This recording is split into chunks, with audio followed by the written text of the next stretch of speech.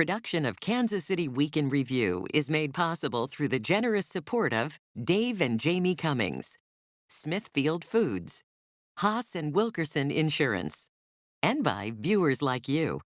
Thank you.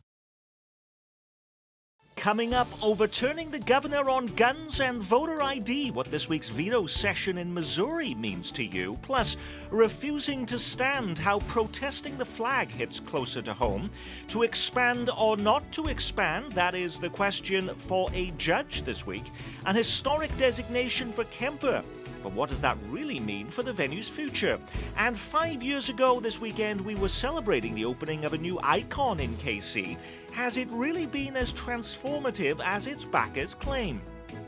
Hello, I'm Nick Haynes, and thank you for joining us. Pouring through the news of the week in this place we call home from KCMO Radio News, Mike Ferguson is with us. He's host of the syndicated legislative program Missouri Viewpoints. Barbara Shelley is contributing writer for the Pitch newspaper.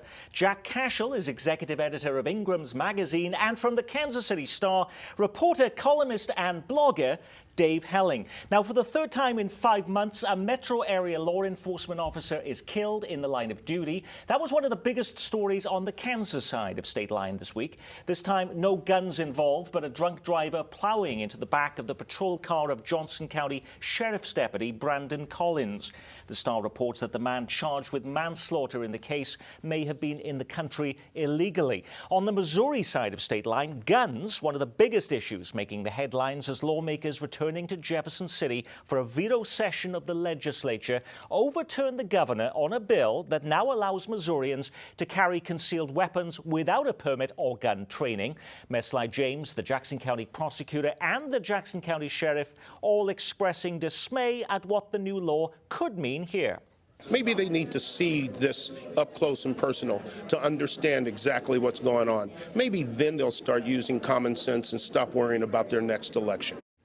Lawmakers also overturned a dozen other bills that had been vetoed by the governor, including one involving voter ID at the polls. But let's start with guns. When does this go into effect, and what does it actually involve, Mike? Well, there's two parts of it. There's one part regarding what people call the castle doctrine, meaning you don't have to retreat in a dangerous situation. That goes into effect 30 days from the date of the override. The most controversial part of it that you just mentioned, the not requiring a permit or training, that goes into effect January 1st. Now, Kansas has had a law on the books very similar to Missouri's for more than a year, where you don't have to have a permit or training to carry a concealed weapon. Has there been an uptick in gun violence in those 12 months in Kansas? Well, we saw a little gun violence last weekend in Shawnee when a concealed carry owner took out a would-be carjacker who had already shot a Good Samaritan and bludgeoned the female with her baby.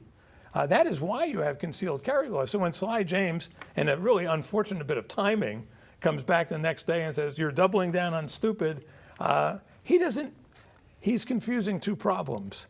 Kansas City is racked with gun violence, and if you looked at those guns, I bet not a single one of them is owned by a legal concealed carry owner. When Jack mentions the Walmart incident there in Shawnee, I mean, aren't they more isolated incidents, though, when you have somebody carrying a gun that is becoming, saving the day? Well, you know, there was an incident in a Walmart in Idaho where a 2-year-old got a hold of a mother's gun and shot the mother. And it's why you don't make public policy based on isolated anecdotes like the one we just cited here. You know, Nick, I think it's going to take a few years before we know the impact of these concealed, what they call constitutional carry laws on gun violence. Missouri actually passed a 2007 law relaxing some requirements for, gun ownership. And Johns Hopkins researchers came in and looked at that and found that it did cause an uptick in homicides throughout the state. So you're going to need a window before you know the impact either in Kansas or Missouri. You know, we also had this week the Missouri legislature overturning the governor on voter ID, which has been a major issue for the Republican-controlled legislature. But it's interesting, you know, a lot has been made about this, the dismay over this, Dave Helling. But I see from published reports that it won't actually stop people from going to the polls and voting, even if they don't have a picture ID. So what's the big problem? Well, it also depends on passage in November of a voter ID constitutional amendment in the state of Missouri, which is problematic. There'll be a pretty visible campaign on that issue.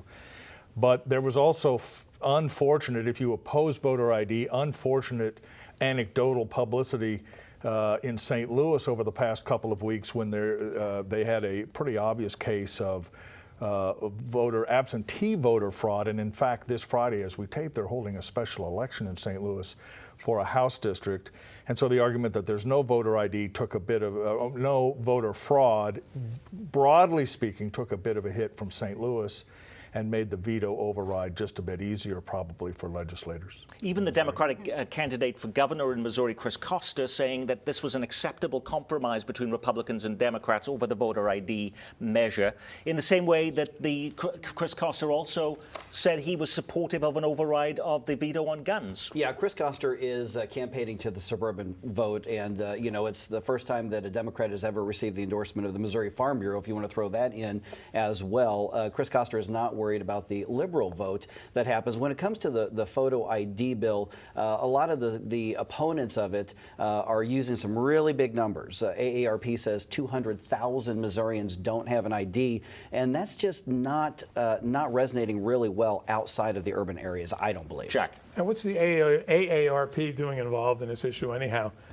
You have to get on a plane, you have to buy a beer, you need an ID. You can't go into a federal building without an ID.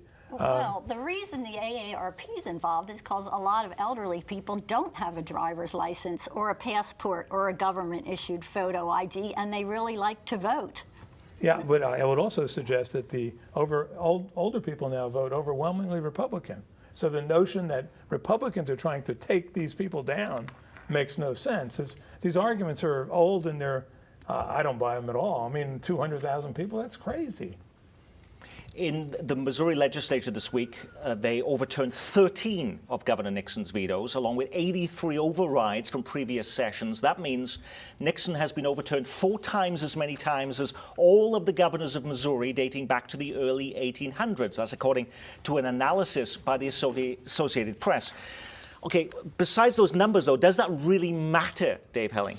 Well, it shows you that the Republican Party is firmly in control of the state legislature and will override vetoes because they can, basically because they can, and because the governor really has no way to fight back other than at the margins. He cut some spending yesterday, trying to send a message after the veto was overridden of some tax breaks. So he's doing what he can at the margins, but basically the Republicans have full veto-proof control of both houses of the legislature, and they're going to enact what they want to enact. One other thing, it may sound a little bit wonky, but the Republicans in the Senate have also become quite fond of what's called the previous question. There used to be a great tradition in the Missouri Senate of honoring filibusters, even from the minority. But the Republicans have really broken that tradition. They did so this week during the veto session, passing previous question motions. That will change the way the Senate works in Missouri. It'll become much more partisan, much more like the House, and that means that we'll get many more pieces of legislation like the ones we've seen recently in veto overrides, I think. This might have been Governor Nixon's last stand this week. I mean, he's going to be out of office in the next 3 months or so. Does he still have designs on getting a job within the Hillary Clinton administration if she were to be earning the keys to the White House, Mike? Does he have designs on it? I would say, sure, he has designs on it. Whether or not he's actually in the running, I don't know. I don't think he's got much of an electoral future ahead of him, but I could also see him possibly moving into, for instance, the university system somewhere. Barbara? I don't know about that because I think the Missouri legislature passed something a couple of years ago saying that a retired governor could not be president of one of the University of Missouri campuses or the system. Jay Nixon came to the Star a couple of weeks ago to talk to us, and he's done this in St. Louis as well, about he's trying to set up sort of a legacy argument for his time in public service. But you get the sense from that discussion and the similar one in St. Louis, Nick, that he wants to go back into private practice. His chances of maintaining his public career in whatever administration probably very thin. Jack? Pre-Ferguson, he was posturing to be the vice presidential candidate, and that's also pre-MU. His star was much higher than it is today, and I don't think he has much of a future in politics. You've no doubt heard the story of NFL quarterback Colin Kaepernick and his protest against social injustice by refusing to stand during the playing of the national anthem. Now the protest seems to be spreading closer to home. Kansas City Chiefs cornerback Marcus Peters raised a gloved fist during the national anthem before Sunday's game at Arrowhead. And this week, it moved to the Missouri State House as a state senator refused to stand for the Pledge of Allegiance, which opens legislative proceedings. Jamila Nasheed, a Democrat from St. Louis, says she stayed in her seat in solidarity with Kaepernick, who is protesting police brutality and racial oppression in the United States. But is there a difference between an athlete deciding not to stand for the flag and an elected politician who, in this case of a Missouri state senator, represents about 174,000 people? Yeah, I think there is a difference. Now, it's her right to protest. She's got the First Amendment right that we all have. It is part of the Senate's protocol. It wasn't that she just stayed in her seat. It's when they began reciting the Pledge of Allegiance, she made a point to sit down to make sure people understood she was protesting. So, yeah, I would argue that there is a difference as far as impact and the entire imagery of it. Jack. You know, I feel sorry for Kaepernick in a way because he's been fed for the last 3 or 4 years an utterly false media narrative that white people are out there wantonly killing black people. The Black Lives Matter movement started with the George Zimmerman case, which was fraudulent from beginning to end. It picked up steam with the Ferguson case, which was a lie from beginning to end. The Baltimore case, a lie from beginning to end. You can excuse him for not knowing. He's a jock. What's he supposed to know? But if you're a state senator, you should know something. You shouldn't just be regurgitating the stuff that has already been disproven and discredited. But I wouldn't throw her out. I'd ask the voters, but the voters won't throw her out either. So. Well, there's nothing illegal, and there's no rules being broken by doing that, Barbara. Yeah, well, what Jack just said was rather provocative, and certainly I disagree with a lot of what he just said. Jamila Nasheed, you know, I think that's up to her and her constituents. You know, what her constituents think about it. They'll render the judgment on that. They might actually appreciate it. Dave. I would just add that already today, Republicans in Missouri are trying to make a political issue out of this. Eric Greitens is saying, Chris Koster, where do you stand on this gesture in the legislature? Which tells us something pretty important, Nick, and we've talked about this a lot on the show. All of politics now is about symbols. It isn't about actually accomplishing anything. It's all about symbolism. The gun debate wasn't about really protecting the public. It was about feeding the symbolism of gun rights, which, by the way, now dominates virtually every television commercial in the Missouri political scene. Even the Democrat, Jason Kander, is assembling a weapon blindfolded in his latest ad because apparently guns are the only thing that Missourians care about. It's all about symbolism and symbology. And in that sense, she's protected in her right to do that, but it doesn't change anything. It won't change anything, just as in some ways Colin Kaepernick's gesture won't change anything. Is it all about either. Symbols, Jack? No, not for people who believe in the Constitution. You know, if you believe in the First Amendment, no one questions that. If you believe in the Second Amendment, you're held to be like some sort of substandard human being, doubling down on stupid, as Sly James says. No, I mean, it's symbolism for people. For politicians sometimes, but not for the people who care, and there's a lot of them who do. Yeah, but what is the symbol that we're getting from this incident, Jack, in your view? Which incident? The incident of the representative sitting down for the Pledge of Allegiance. I mean, in her case, she's just posturing. I mean, politicians That's have what a postured symbol forever. is. Yeah, no. I'm we talking don't want about any gun more rights. I'm not false talking media about- narratives sort of distributed here on your show, Nick. It's about what it says, not about what it's going to change. In other news this week, should the Kansas City streetcar line be expanded from its current 2-mile route downtown to connect to Midtown, the Plaza, and onto UMKC? A judge holds a hearing this week on the legality of a $227 million expansion proposal. If we don't do it now, we'll have to do it in 10, 20, or 30 years, and it'll cost millions and billions of dollars more than now. If it goes to a vote no. We've got infrastructure that needs to be taken care of at a much lower ticket price than we've got here. It increases the properties in line with more development. It helps people get places if they don't have cars. Okay, some of the voices who testified at this week's hearing, but what is actually being decided by a judge, Dave Helling? They want to establish, the petitioners want to establish what's called a TDD, which is the district that exists to tax people to pay for the streetcar. It isn't a general city levy for this extension, and a judge has to approve the establishment of that before you can ever go to the voters then in that district to get them to say yes or no on taxing themselves, in essence, to build the project. Now, 2/3, according to the Star this morning, were in favor of seeing the expansion of the streetcar in the hearing before the judge. What can we read into that? You know, we can read into that the fact that there's been some very good propaganda on behalf of the streetcar lines. I just read an article in Slate today that called it a runaway success. Well, you know, once I had a yard sale and no one was coming and buying anything, and then I put up a free sign and everything was gone. In fact, I took people down to my basement just to take stuff out. If it's free, how can anything free be a success? What kind of gauge is that of measurement?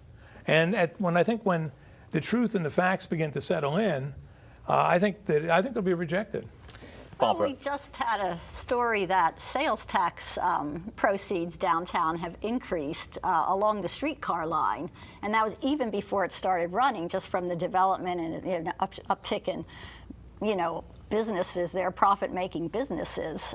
You know, I think the fact that it's free has nothing to do with the fact that it's spurred a lot of development downtown and would be expected to do so along the Main Street corridor as well. No, I mean, but I think you'd want to look and see and give it a few years to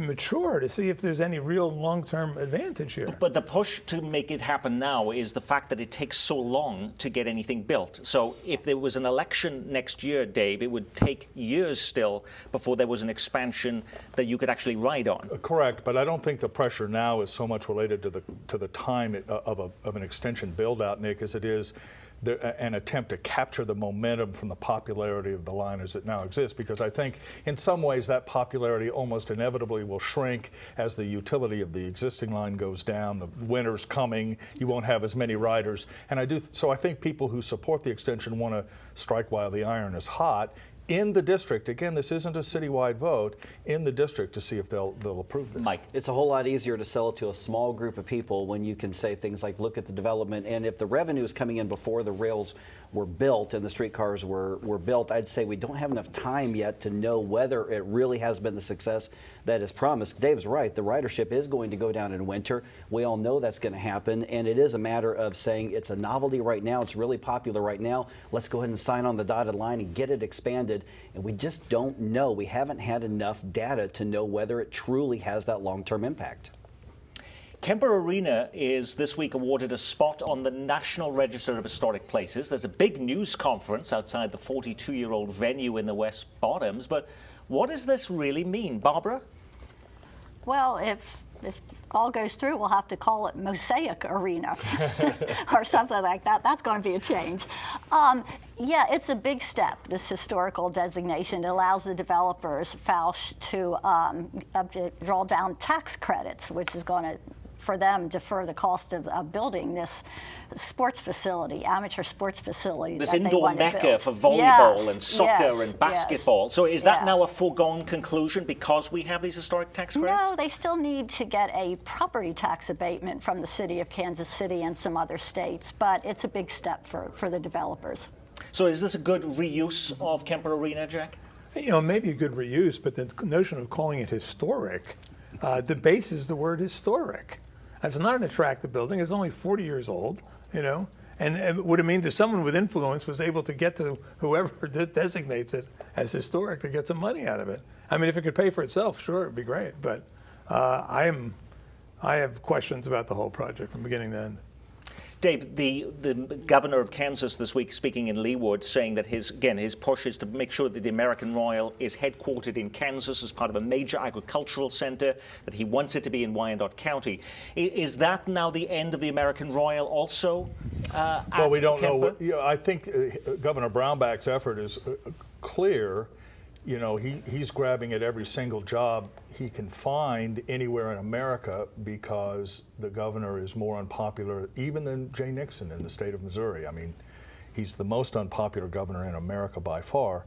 And so there's an effort to really grab virtually every job, every business, every industry he can to move from Missouri to Kansas or wherever else. Whether that turns out to be successful or not may depend a little bit on what's happening around the West Bottoms area and the Fouch proposal.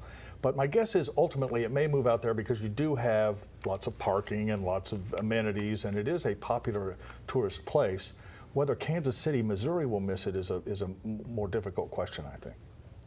Speaking of venues, 5 years ago this very week on this program, we were marking the opening of a brand new building here in our metro called the Kaufman Center for the Performing Arts. They're pulling up some worn carpet in places and changing out some of the seats. But 5 years on, has it really been as transformative as its backers claimed? Barbara?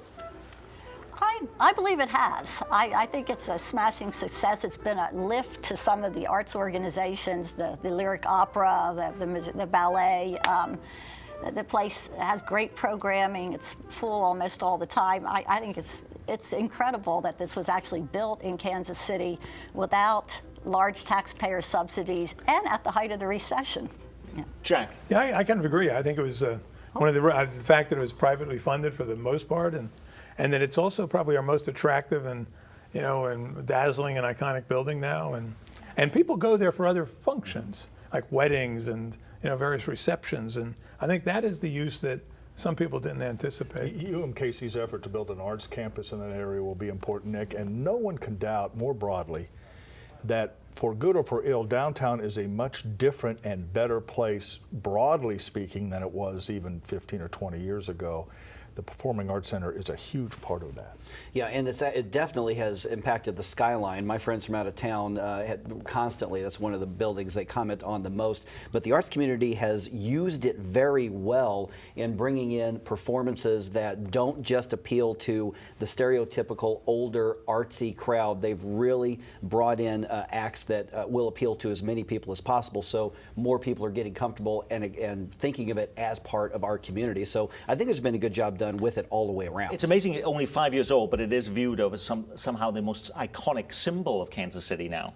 Right, it replaced the hair curlers on top of the whatever. Which are themselves being replaced as we speak. Absolutely. The Raytown School District recently was making headlines as it announced they were raffling off a brand new car as an inducement to students to stay in school and maintain a high average attendance during the school year.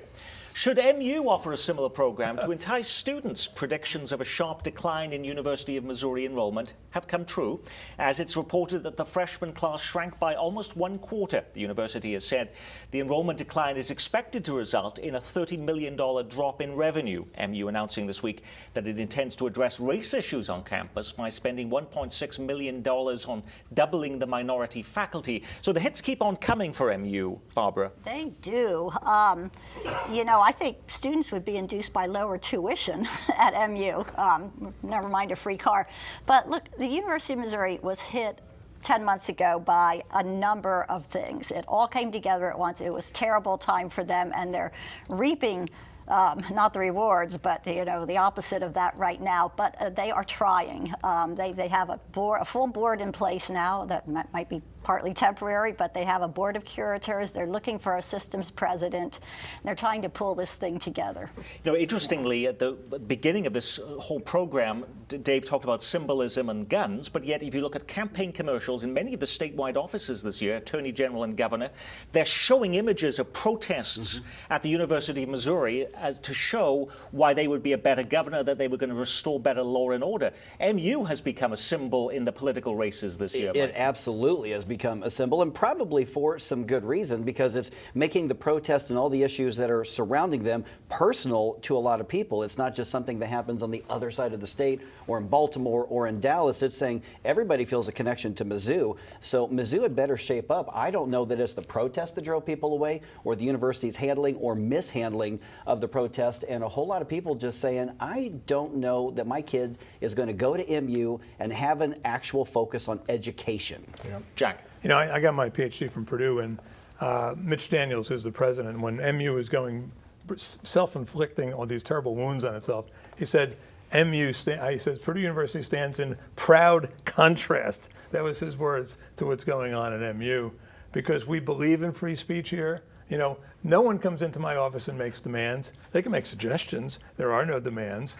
And the turmoil at MU was centered on issues so preposterously trivial in the history of this country that they deserve to have the undoing that they've had in the last 10 months. Well, it wasn't trivial to the people involved. It never is trivial to Yeah. the people Well, involved. Can I just say briefly, the use of student protest, I wrote a story about this about 7 or 8 months ago. Use of student protest as a political issue, it has a long history in the United States, going back to Ronald Reagan, who made the student protests at Berkeley a big issue. And you can just go down the list. Every time student unrest, sort of foams up to the top, politicians take advantage of that. But there's a broader question here that has nothing to do with student protests. I think one of the great stories in politics in America over the next 10 years will be the decline in student enrollments across the board, in part because of tuition increases, in part because students are beginning to question the efficacy of a college degree. I mean, it's harder to get jobs. You have enormous student debt. Many students do when they get out. So the idea of committing to 4 years at a brick and mortar institution will be under enormous pressure, and I think Missouri may be part of it. Is that why you need to be offering free cars and other things to get students to go to these university campuses in the future? And do such incentives, by the way, make a difference, Barbara? I think they have their place at the high school level for attendance. I don't know that they would at the university level. Yeah. Males have already gotten the message that universities now are roughly 60-40 female. And there's some concern about that, but not enough. It also creates a social wave that ripples throughout the whole structure of marriage and family in this country. It's not good. And universities got to figure out ways to solve this. If I were a 17-year-old boy who's looking at graduating high school and I knew that there were 60% versus 40% women to men, I'd be studying really, really hard right now, probably harder than I did back in the 80s. And that Is that a problem? our Week in Review. Our thanks to our news reviewers from KCMO News, Mike Ferguson, also host of the syndicated legislative show Missouri Viewpoints, and the executive editor of Ingram's Magazine, Jack Cashel. Pitch contributing writer Barbara Shelley and the Star's Dave Helling. I'm Nick Haynes. From all of us at KCPT, thanks for spending part of your weekend with us.